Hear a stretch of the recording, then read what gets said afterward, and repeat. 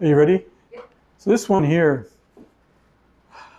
is one I'm constantly fine tuning. Out of everything that I do, this is the one I'm still learning about. This is the one I'm still growing into.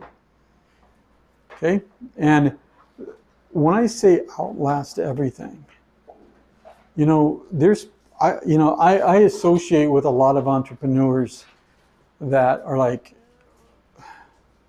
there's just a lot of testosterone or something. They're like, oh yeah, yeah. And it's like, they're like, I can outlast, I can work, 25 hours a day without stopping, crazy stuff, right? And it's like, that's not outlasting anything. That's burning yourself out. What I mean is, what I learned in that whole process was that I wasn't going anywhere. If I couldn't pay somebody, I wasn't going anywhere. I'd handle it, but I wasn't going anywhere. I was gonna be there. I was gonna be there at the end and beyond. And the reason why that's important is because we have to think in terms like that. Like, I am going to outlast everything. I'm going to outlast these situations. If you're in I keep going, I'm using relationships. If you've got a relationship that's not working, it's like, I'm going to do everything I can within reason. But at the end of this, I'm still going to be plugging along doing this because, I'm going to continue on and I'm going to continue to move forward. But it's a mentality. And the thing is when you've done something that is uniquely challenging, that it challenges your life, and when you're done with it, it's like this amazing feeling. I remember it was July 18th of last year, 2019, was when we wrote the last check to that hard money lender. It wasn't too long ago, right? And I just remember thinking, that was it. That was the last bit, of real debt that we had. We still have debt, but not that. And I just remember thinking, we did it.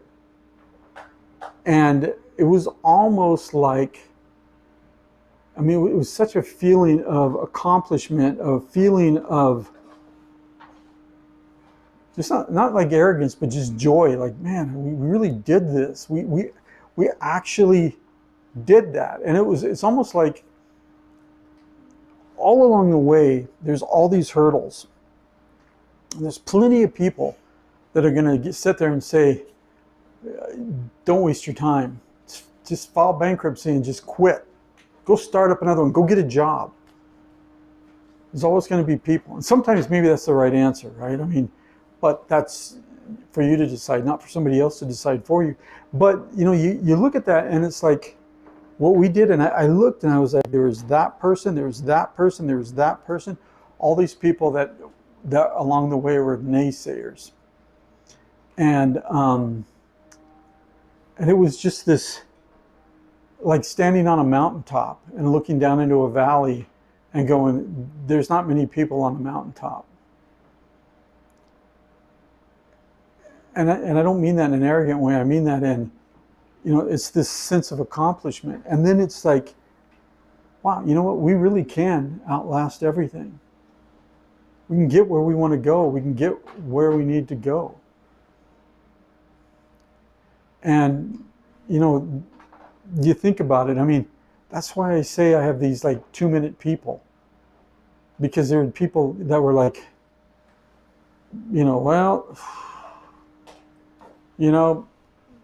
I could have told you you couldn't do this. I have one brother, not your dad. I have 2 brothers, but not your dad, who said, I bought your book because it was less expensive than toilet paper. God, you gotta love family. You know what I mean? And so, you're always going to have people like that. And he's like, I'm just joking around. But you know what I mean? And so. Did you tell him that you obviously didn't read it with a response like that? Actually, I said, well, you should have bought a case of with an ass as big as yours. But that's what I said to him. Because what a family for? So anyway, but you get where I'm going with this, right? About outlasting things. Okay. And that means that you need to be stubbornly persistent. Okay. And if you look up stubborn, there's the connotation of that when you're wrong, you stick with it. That's not this. Right? You're stubbornly persistent for getting what you need and where you're going. So if you're wrong, you're stubbornly persistent in learning that you're wrong, making it right and moving forward. That's okay. But you don't want to be stubborn to the point of you're willing to like sacrifice the good for your own ego, right? And I don't mean this to be like an ego or arrogant or anything like that. It's just there's so much. Think about all the things that pound on you every day. Oh man, I got to deal with that. I don't know, adjuster? You got to deal with that person again. I see his name coming up. I don't want to deal with him. Oh, that client is just horrible, right? Or whatever, right? And you get all these things that are pounding on you, that are just like whittling away at you. And you need to be able to just say, and just remind yourself that you're going to outlast it. I'm going to be here. I'm going to do these things. And, you know, and I think about it, you know, and it's funny because when I had my book edited, it's funny, I sent it out to the editor and I was like, I had read it. This is arrogant. This is an ego. I'll just readily admit this. I had read it. I had reviewed it. I had edited it. I was like, this is going to be the easiest edit this woman has ever seen. She sends it back to me. Like, she cut like 7,000 words. Why are you saying that? Why are you doing that? And I was like, and it was hit my ego, and I was like, oh, you know, like, and I'd look and I'd go, oh yeah, I guess she's right about that. You know, I guess she's right about that. But I didn't accept everything. I probably accepted 70% of it.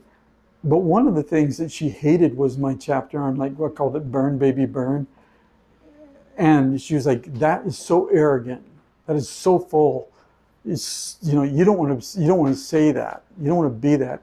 And the reason why I had that chapter, remember I said that this is a book that went from when I was in my worst to when I came out of it, is because I needed that.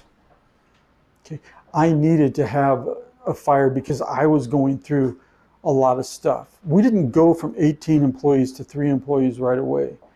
It was like we went from 18 to this, to this, to this. I think it took us about 8 or 9 months to get down to 3. Then we started immediately going back up.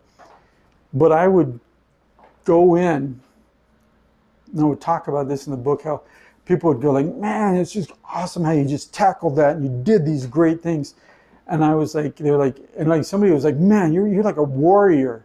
And I just went, I felt like a warrior that was dragging his sword into battle, because I didn't have the emotional capacity. I didn't have the ability to pick it up.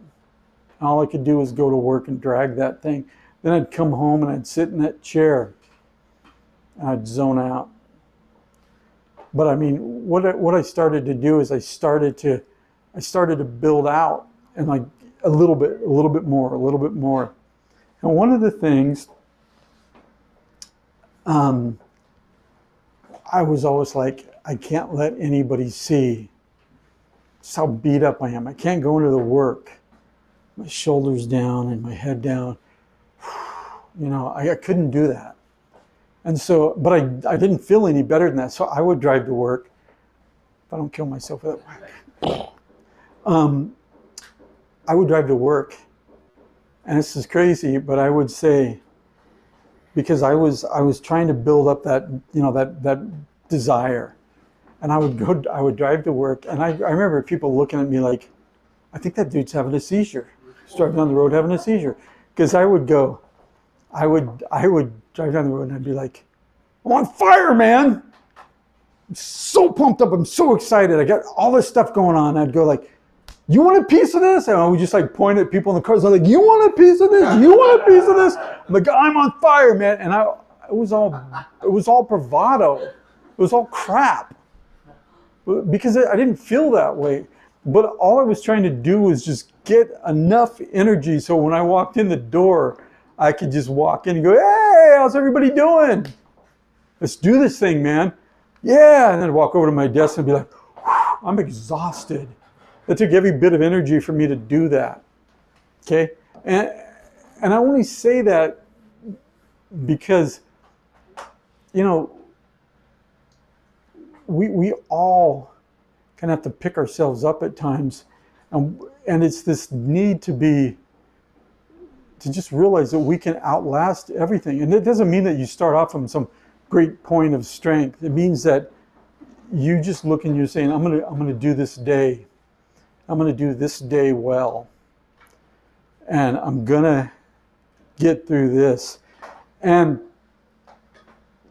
I can't tell you how many people, there's a downside to this. I mean, Catherine saw it, firsthand, but there's a downside, and that's that very few people, because I don't have a ton of friends, really saw what I was going through. And so people would say things like, oh man, and I was like, I was not a warrior. I was like a tired old dude that just was trying to get through. Oh, talked about bid actors already. But I brought that up because they are going to come up all along the way, and they're going to ping your time. They're going to ping your emotions, and they're just going to, it's the difference between, all of this is the difference between going home at night, and I'm not saying today, if you're in a rough spot, I'm not saying today it's like you make it through today and you go, I did that day, and today was a good day. But if you're really doing this, you reach a point where you go home and you're like, I really don't want to go to bed. I don't want this day to end. I don't want to go to sleep because there's so much more I can do. All right? And you have a hard time sleeping because you're excited. Not always. But that's a better place. But these and bid actors don't have to be people, right? They could be situations. They can even be situations that you created yourself, where it's like, yep, that was not very smart of me, but here I am, or somebody else inflicts it upon you. Again, with my inability to do that, I couldn't figure out, how do I do this with your white background all the time? So I just gave up. And I mean this, sometimes you're going to get kicked in the teeth, you're going to feel down, you're going to feel beat up. And I say that because there's times I still feel that way, right? I'm like, man, that was a blow, we have a really large contract at a big company, and it has the potential to be a massive contract. We're just getting started.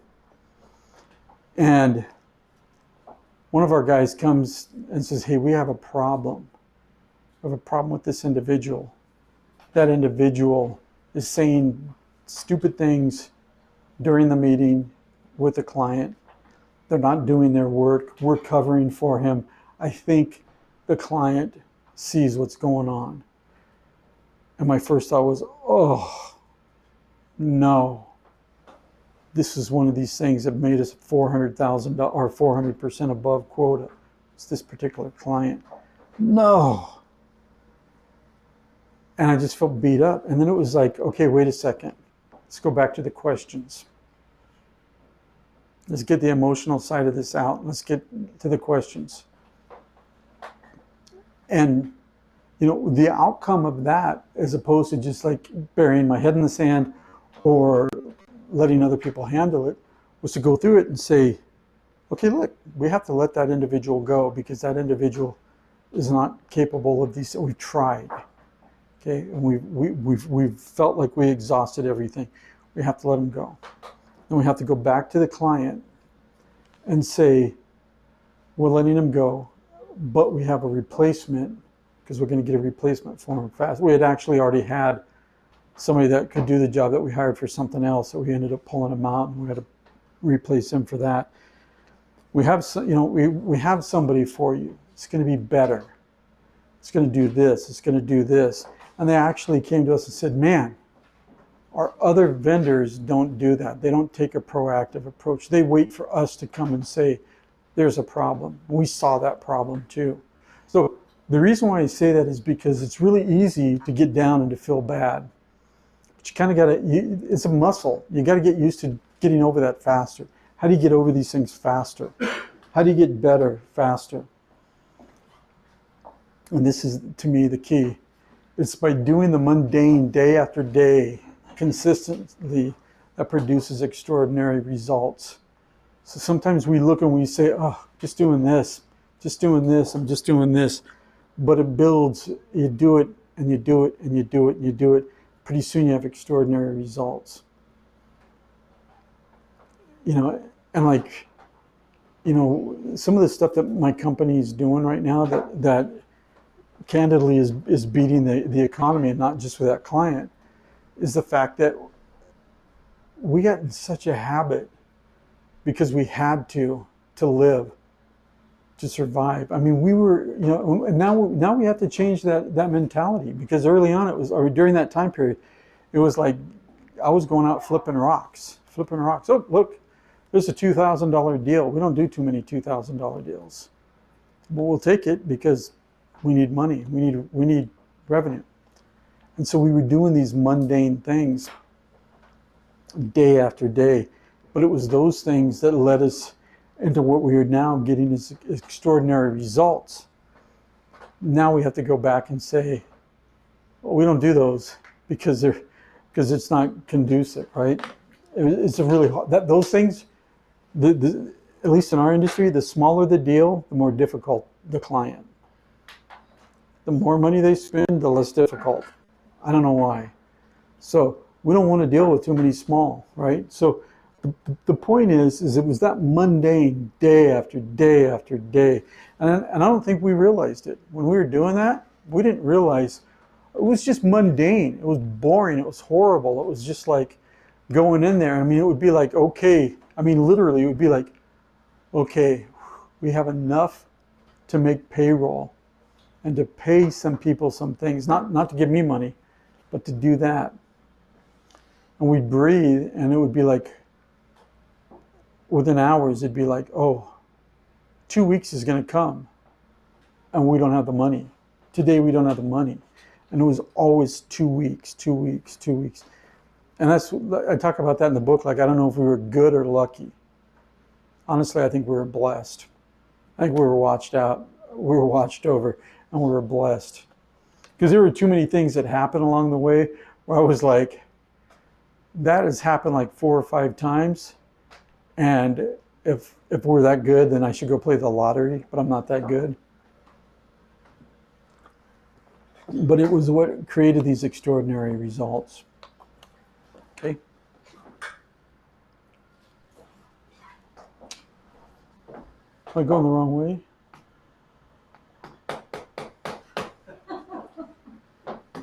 Broke it. I broke it. So just kind of finalize this. Learning to outlast everything is like probably the most difficult out of all of these. For me, it's the most difficult for me to learn this step, because it's the ability to look at all these things that are happening and go, I got to outlast that. I have to outlast that, and I have to outlast that. And I don't know that I have it in me. and then go back and say, I have it in me, I just don't know where it's at yet. So I got to go find it. And then go through, the plan, the making sure you're focused on your delivery, your actions, all of that. And then build up, and then come back and look at what you can accomplish. That was probably the shortest one of all of these, because I'm still getting it. But this is my next book, is how to outlast everything, because I think this is the key for me, because it's like, if you can outlast everything, you can pretty much accomplish anything, because it's just a matter of time and patience and endurance and everything else. Patience is a rough one, because you have to have a belief. You have to have a belief that you can do it. And if you don't have a belief, at least have the belief that you can outlast everything. Because if you have a belief that you can outlast everything, then you can say, I don't know today, but I can find out. It might take me a month to find out, 2 months. That's like people will say to me, they'll say, hey, can you play the piano? And I tell everybody, yeah, I can play the piano. Cool. Like, no. I just haven't learned yet. So, it's partly it's a joke, but it's an attitude, right? Yeah, I can play the piano. I just haven't learned yet. So that's kind of like what, if that's something that I have to, as an example of outlasting something, that's how you have to look at it. I don't know how to do it right now, but I can get there. And that's it. So, any questions, comments on that?